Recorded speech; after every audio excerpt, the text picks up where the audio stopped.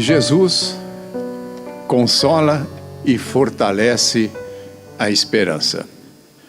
Parece-me que essa é a essência do ensinamento de Jesus, de que essa é a essência daquilo que Jesus quer que nós possamos ter à nossa disposição. Nos consola, ao mesmo tempo em que nos aponta para um futuro onde certamente haveremos de reconhecer que a esperança é uma marca muito importante em relação a esse futuro. Eu poderia acrescentar ainda, além de consolar e de fortalecer a esperança, Jesus nos envolve permanentemente numa proposta de alegria. Isto significa de que sempre que nós nos propusermos a vivenciar os ensinamentos de Jesus, a participar das comunidades que de alguma forma seguem os ensinamentos, que isso se faça com alegria. Que não haja constrangimento, em que os nossos corações realmente possam se alimentar desta energia que também é fabulosa, que é a energia da alegria. Agora, para que nós possamos identificar alguns aspectos dos ensinamentos de Jesus que possam certificar que de fato ele consola, que ele fortalece a nossa esperança, nós podemos começar a considerar algo que ele disse, e eu acredito que ele continua dizendo, e o que ele disse e o que ele continua dizendo é o seguinte: vinde a mim todos os que estáis cansados e sobrecarregados, e eu vos aliviarei. Tomai sobre vós o meu jugo e aprendei de mim, porque sou manso e humilde de coração, e achareis descanso para a vossa alma, porque o meu jugo é suave e meu fardo é leve. Vejam a delicadeza, a harmonia, a beleza do convite que Jesus faz. Ele nos convida para dele nos aproximarmos, sempre que pudermos estar atravessando dificuldades, mas certamente o convite também se estende para que dele nós nos lembremos e nos aproximemos também nos bons momentos. Agora, por que será que ele disse que o fardo dele é leve? Porque normalmente nós podemos pensar que seguir os ensinamentos de Jesus pudesse constituir alguma coisa muito pesada, em que solicitasse de cada um de nós sacrifícios. Entretanto, o jugo que nós percebemos com clareza que Jesus diz que é leve, é quando, sob todos os aspectos, ele nos convida para o amor. E acredito que nós poderíamos identificar o fardo de Jesus no maior mandamento, quando ele faz a síntese dos mandamentos de Deus. E como é que ele expressa esta síntese? Ele expressa da seguinte forma: amarás o Senhor teu Deus de todo o teu coração e de toda a tua alma, e de todo o teu entendimento, e de todas as tuas forças. Esse é o primeiro mandamento. E o segundo, semelhante a este, é: amarás o teu próximo como a ti mesmo. Não há outro mandamento maior do que estes. Mas certamente poderíamos ainda acrescentar quando Jesus diz: amai-vos uns aos outros da mesma forma em que eu vos amo. Então a essência do ensinamento de Jesus é para que nós nos dediquemos a amar. Eu pergunto: amar é um fardo pesado? Ou é um fardo leve? Toda vez em que nós nos expressamos de alguma forma em que o amor pode estar presente, nós nos sentimos de uma forma extraordinariamente leves. Nós nos sentimos confortáveis.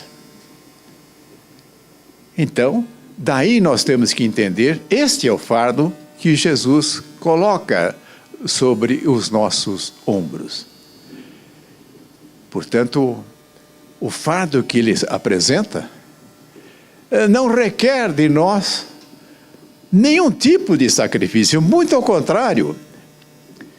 Esse fardo é que permite que nós nos consagremos no encontro daquilo que é fundamental para a nossa vida. Porque se perguntássemos qual é o propósito de amar, aonde nós deveremos chegar através da capacidade de amar? É alcançarmos a nossa plenitude. E a plenitude pode receber como nome a felicidade. A plenitude pode significar paz interior, tranquilidade, uma satisfação imensa pela vida. Então, este fardo que Jesus coloca sobre nossos ombros, nos permite isso. Portanto, ele não só é leve, como eu arriscaria dizer que ele faz com que nós flutuemos, em que nós nos destaquemos daqueles desafios que possam de alguma forma nos constranger e nos vermos numa dimensão que é a dimensão que nos é oferecida por Deus, nosso Pai. Mas podemos lembrar ainda de uma parte dos seus ensinamentos em que Gandhi, de uma forma muito feliz, fez o seguinte destaque: se não tivéssemos à nossa disposição nada do Evangelho de Jesus, mas tivéssemos o Sermão do Monte, isto seria o suficiente. Porque no Sermão do Monte nós encontramos, de uma forma magistral, Jesus ensinando, consolando e fortalecendo a esperança. E do Sermão do Monte, nós podemos destacar as bem-aventuranças. E vamos ver como Jesus falou conosco, porque quando ele falou no Sermão do Monte, ele não falou apenas para aqueles que ali estavam naquele momento. Nós podemos imaginar a informação que nós temos, que eram alguns milhares, 3 ou 4 mil pessoas reunidas em torno de Jesus, aparentemente sentado numa relva fresca, gostosa. Jesus mais ao alto começa a falar, e uma coisa espantosa acontecia quando Jesus falava, mesmo as pessoas estando distantes ouviam com muita facilidade aquilo que Jesus falava.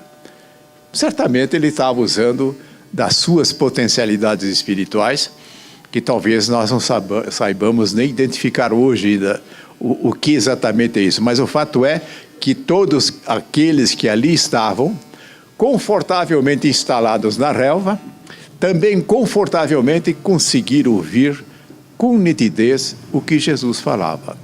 E ele falou através das bem-aventuranças. Bem-aventurados os pobres de espírito, porque deles é o reino dos céus. Pobres de espírito são aqueles que se manifestam como as crianças, de uma forma pura, é isso que ele estava querendo dizer. Bem-aventurados os que choram, porque eles serão consolados. Bem-aventurados os mansos, porque eles herdarão a terra. Veja, consolação, esperança, vai se desdobrando nas bem-aventuranças. Bem-aventurados os que têm fome e sede de justiça, porque eles serão fartos. Bem-aventurados os misericordiosos, porque eles alcançarão misericórdia. Bem-aventurados os limpos de coração, porque eles verão a Deus. Bem-aventurados os pacificadores, porque eles serão chamados filhos de Deus. Bem-aventurados os que sofrem perseguição por causa da justiça, porque deles é o reino dos céus. Bem-aventurados sois vós, quando vos injuriarem e perseguirem, mentindo, disserem todo mal contra vós, por minha causa. Mas é certo que o Sermão do Monte se estende ainda em outros aspectos. Mas cabe aqui hoje ressaltar especialmente as bem-aventuranças. É algo que nós podemos fazer com alguma frequência, pegar essas bem-aventuranças e ler. Agora, melhor fará se nós lermos em voz alta, ainda que estejamos sós, e percebermos qual é a repercussão que acontece em nós quando temos a oportunidade de ler as bem-aventuranças. Isso acontece também quando nós ouvimos. Eu acredito que isso aconteceu aqui nesse momento, ao ler as bem-aventuranças, alguma coisa diferente nós sentimos em nosso íntimo. Agora, essa coisa diferente que nós sentimos, não será que nós nos vemos consolados, que nós vemos que o futuro que nos é reservado justifica plenamente a esperança com que Jesus preenche os nossos corações? Eu acredito isso. E mais a alegria que eu mencionei. Então, na hora que nós juntamos o consolo, a esperança e a alegria, algo fantástico repercute em nós. Então, a sugestão, tenhamos as bem-aventuranças e periodicamente façamos uma leitura disso em voz alta. Se nós temos o hábito da prática do Evangelho no lar, é aí uma excelente oportunidade para de vez em quando fazermos a leitura das bem-aventuranças. Mas caminhemos na procura de outros ensinamentos que ratificam que Jesus consola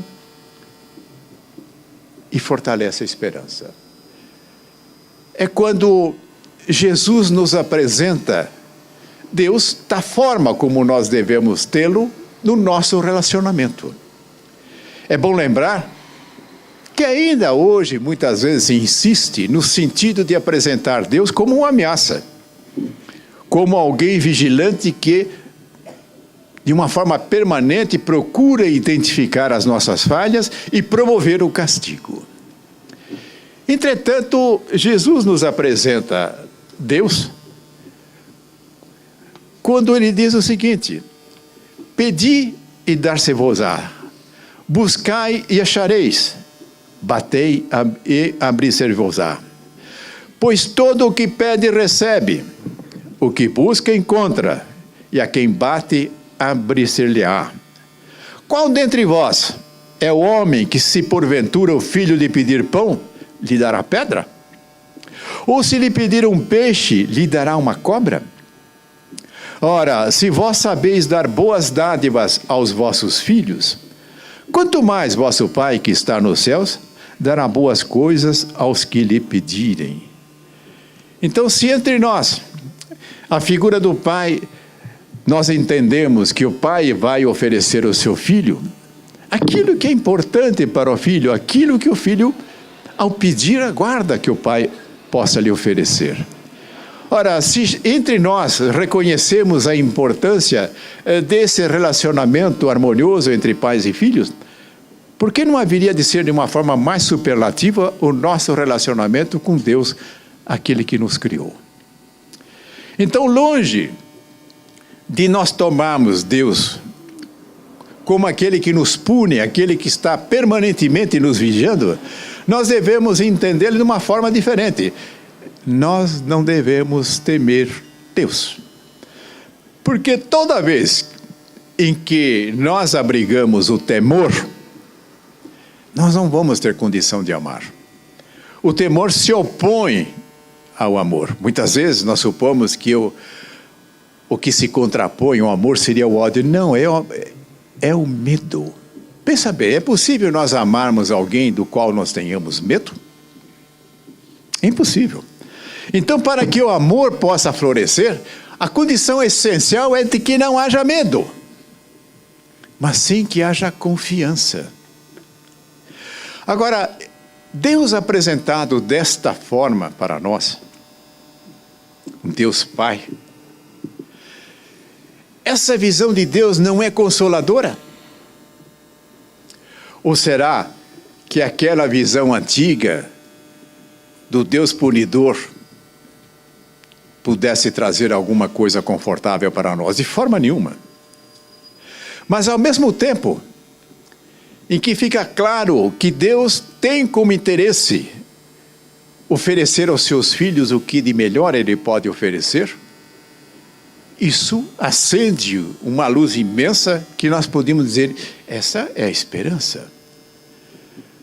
A esperança pode estar presente quando esse cenário no nosso relacionamento com Deus prevaleça o amor.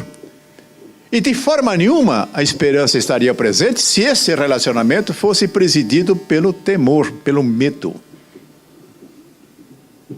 Então, é desta forma é que nós devemos nos relacionar com Deus. E precisamos tomar muito cuidado ao nos referirmos a Deus falando com as pessoas, muito especialmente, quem sabe, falando com as nossas crianças, com os nossos jovens, para que esta visão do Deus Pai seja esta visão a ser transmitida. E nunca usar Deus como uma forma de ameaça. Está meio fora de moda, mas ainda de vez em quando a gente ouve. Olha, Deus está olhando, se você fizer isso, você vai ver o que vai acontecer. Então, esse era o Deus que muitas vezes nós apresentávamos aos nossos filhos, o Deus bicho-papão.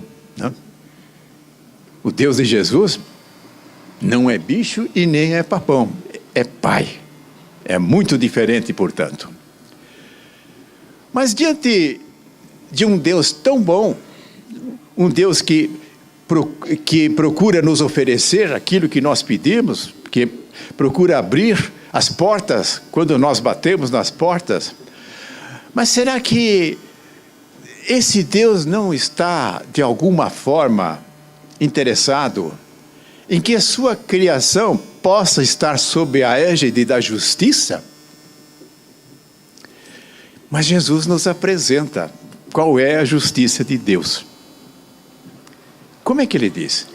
A cada um será dado segundo as suas obras.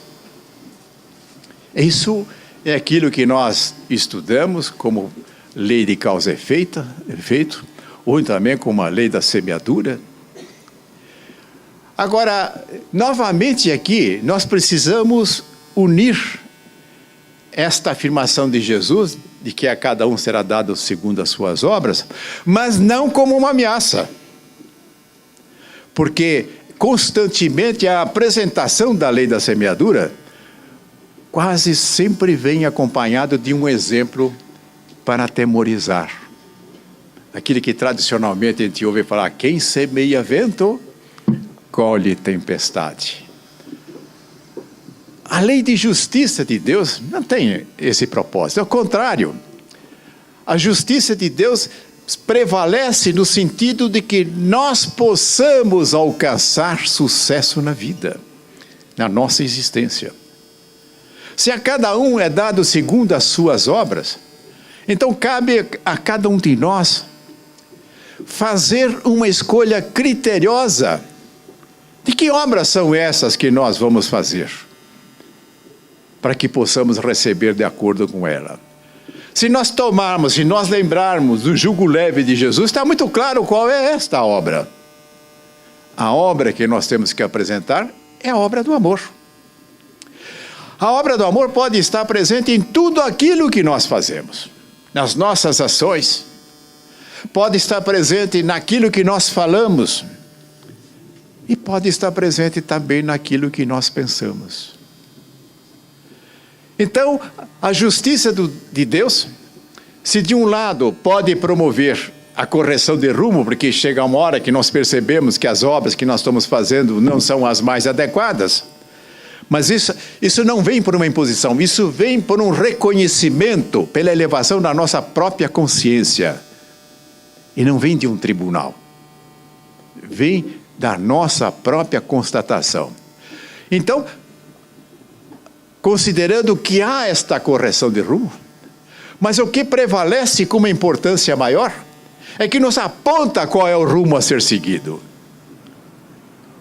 O rumo a ser seguido é a prática do bem. E se nós quisermos ter uma vida farta de felicidade, farta de bem-estar, então façamos com que as nossas obras tenham esta qualidade. Obras de amor, na ação, na palavra e no pensamento. Então percebam, Deus Pai, Deus justo. Deus que nos traz uma lei que permite a cada um de nós nos encaminharmos pela observação daquilo que nós fazemos, do resultado que nós colhemos. E aqui é bom que nós tenhamos muito presente: aquilo que nós colhemos na nossa vida tem como origem a nossa semeadura. E na hora que nós fazemos isso, não ficamos nos dispersando, querendo procurar culpados pelas nossas dificuldades, ou querer encontrar aqueles que venham a premiar aquilo que nós façamos de bem feito. De forma nenhuma. A lei justa de Deus já permite que seja muito claro isso. Nós somos responsáveis pela nossa vida, tanto naquilo que é uma boa obra, quanto naquilo que não é uma boa obra. Mas como aos poucos nós vamos ficando mais espertos, então começamos a nos dedicar de preferência às boas obras, pois que essa faz parte do jugo leve de Jesus. É bom sempre lembrar disso. Muito bem. Então, o que podemos considerar também, como é uma questão de esperança, nós podemos tomar uma ocasião em que os fariseus e os escribas murmuravam, dizendo: este recebe pecadores e come com eles. E diante dessa observação, Jesus propõe aos escribas e aos fariseus para que considerem uma parábola, a parábola da ovelha perdida. Então ele lhes propôs esta parábola dizendo: que homem dentre vós, tendo 100 ovelhas e perdendo uma delas, não deixa no deserto as 99 e vai em busca da perdida até que venha a achá-la?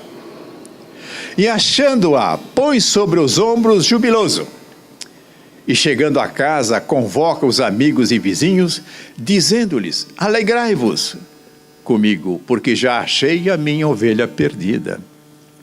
Digo-vos que assim haverá alegria no céu por um pecador que se arrepende, mais do que por 99 justos que não necessitam de arrependimento. Ou qual é a mulher que, tendo 10 moedas, se perder uma delas, não acende a candeia e varre a casa e busca com diligência até achar? E achando-a, convoca as amigas e vizinhas, dizendo: alegrai-vos comigo, porque achei a moeda perdida. Jesus contrapõe com esta parábola, com esse ensinamento, aqueles que possam cogitar ainda da possibilidade de haver uma condenação eterna.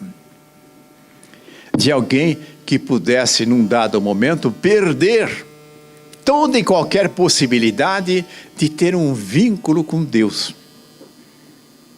Porque, fosse verdade esta possibilidade, aquele remetido a arder lá no fogo eterno do inferno não poderia ter vínculos com Deus.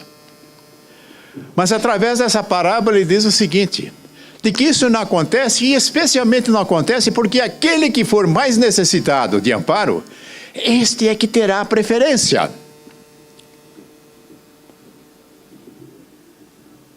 E nós percebemos isso, de que gradativamente se percebe um empenho, um cuidado maior da própria espiritualidade, no caso nosso aqui, comandado por Jesus, de que aqueles que vêm num grau evolutivo ainda menor, é que recebem o cuidado e atenção maior, para que possam se elevar, para que possam, num dado momento, caminhar com as suas próprias forças, com o seu próprio empenho.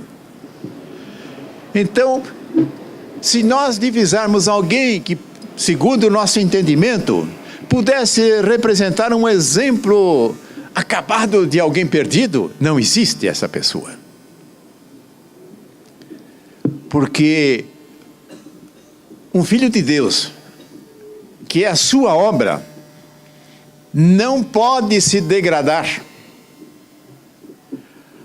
Filho de Deus, criado à sua imagem e à sua semelhança, tem evidentemente um caminhar no sentido de conquistar a sua plenitude espiritual.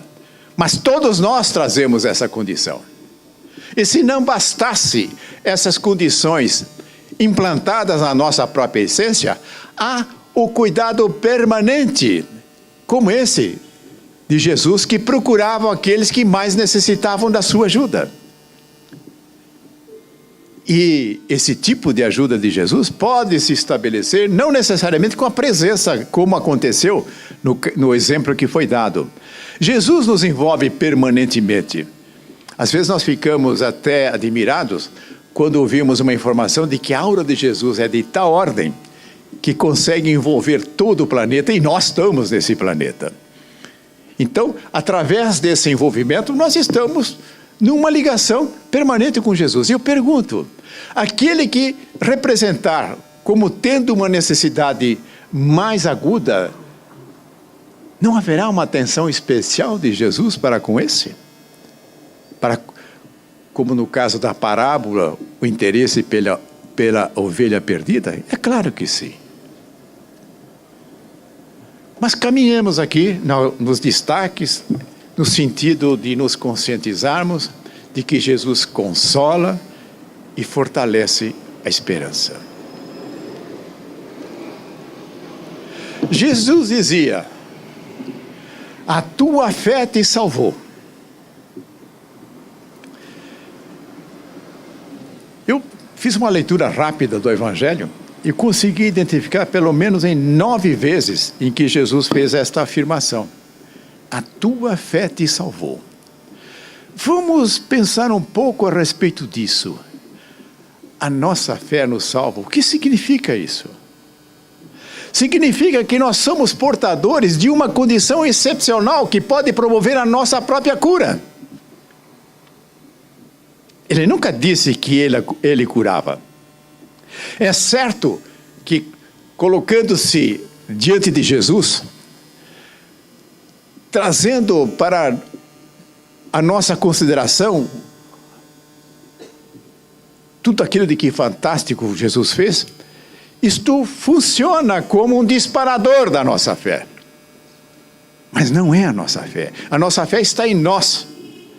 Jesus pode representar, vamos dizer, uma convergência no sentido de que nós possamos mobilizar essa fé. E uma vez feito isso, a nossa fé nos cura. Que fantástico! Nós somos portadores de um recurso de tal dimensão que nem sempre nós damos atenção para isso. Nós achamos que é o médico, que é o remédio, que é Jesus, que é o espírito tal, que é o espírito Y que cura. Não, é a nossa fé que cura. Tudo isso que eu mencionei podem ser disparadores. Se eu tomar, por exemplo, a questão do remédio como exemplo, aquele que toma o placebo, que é uma proposta de remédio que não é remédio, fazendo efeito. Como que o placebo pode fazer efeito? É porque de alguma forma mobilizou a fé de que aquilo era possível. Agora, isso pode nos levar a entender o seguinte: mas será que a fé é suficiente para nos curar e para promover mais nada? Ou será que a fé é o combustível necessário para a realização de todos os nossos empreendimentos? De concretizar tudo aquilo que nós buscamos? Então, nós podemos buscar conhecimento, discernimento, paciência, tolerância, essas coisas todas que nós falamos. Aonde é que nós vamos buscar isso? Isso tudo está em nós, que podemos aqui criar um pacote e dizer que isso é a fé. Então, a fé não só nos cura, como a fé nos promove na nossa caminhada na vida. Então, tudo aquilo que estiver de acordo com o fardo leve de Jesus, que é amar a Deus, é amar o próximo e amar a si mesmo, Tudo isso está em nós. Então, na medida em que nós nos dedicamos a obras onde o amor está presente,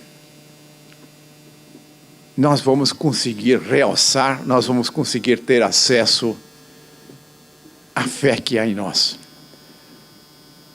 Muitas vezes nós ficamos pensando, mas como é que se adquire fé? A fé nada mais é do que a convicção.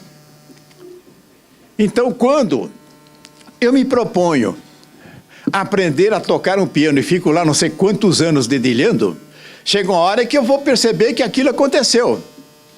Isso é convicção. Isso só acontece porque nós reunimos em nós a fé que diz que aquilo é possível. Por caso contrário, porque haveríamos de tentar se não era possível? Então, qual seria a empreitada em nossa vida? Sempre observando que essa empreitada deve estar de acordo com o mandamento do amor. Qual seria essa empreitada do qual nós não teríamos condições interiores para realizar? Nenhuma. Tudo isso está ao nosso alcance. Eu pergunto, isso não fortalece a nossa esperança?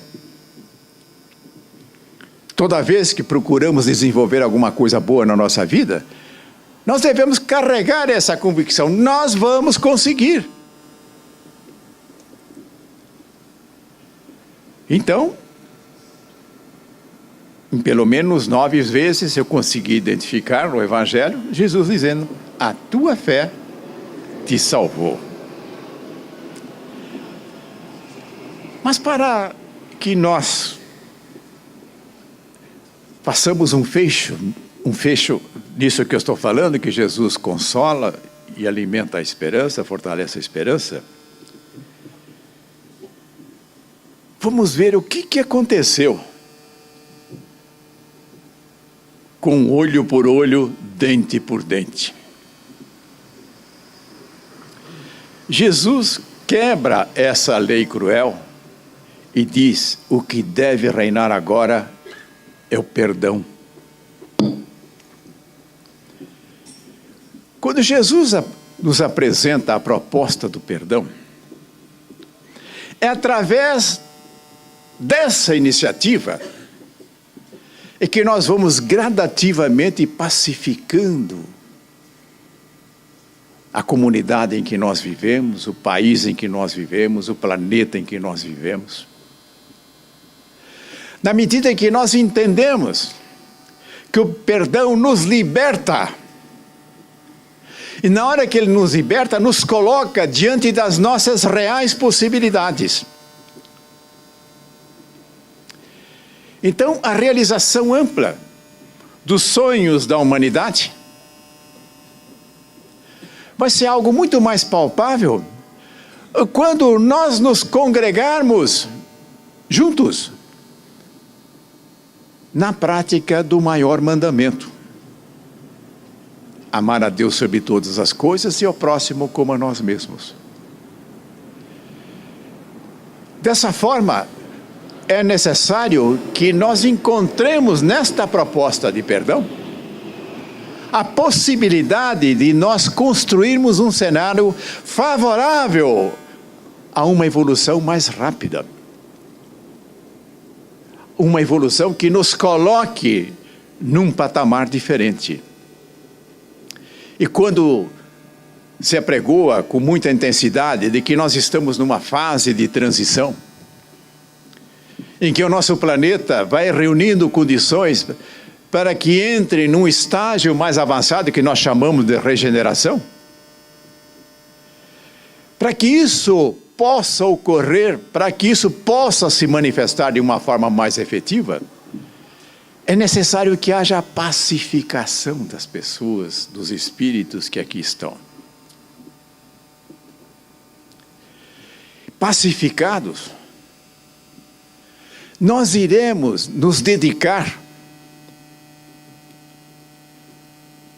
a colhermos aquilo que diz: a cada um segundo as suas obras, mas colhermos a boa obra, de tal forma que todos possam se dispor a participar desta colheita. Então, consideremos: Jesus consola, Jesus fortalece a esperança, Jesus alegra. Como proposta para nós que buscamos seguir os ensinamentos de Jesus, ao transmitir os ensinamentos de Jesus, ao conversarmos sobre os ensinamentos de Jesus, eu acredito que precisamos dar uma ênfase especial naquilo que Jesus ensina e que consola. Muitas vezes nós não percebemos, nós achamos que a coisa pode estar meio escondida, mas quando procuramos aprofundar a nossa consciência, nós percebemos que essa é uma constante em todos os ensinamentos de Jesus. De consolar e de fortalecer a esperança. Leiam as bem-aventuranças e vão perceber. Se ali nós não encontramos uma síntese da consolação e da esperança assegurada por Jesus. Portanto, ficamos aqui dizendo ainda uma vez: Jesus consola, Jesus fortalece a nossa esperança. Vamos vivenciar isso com todas as nossas energias. Muita paz a todos.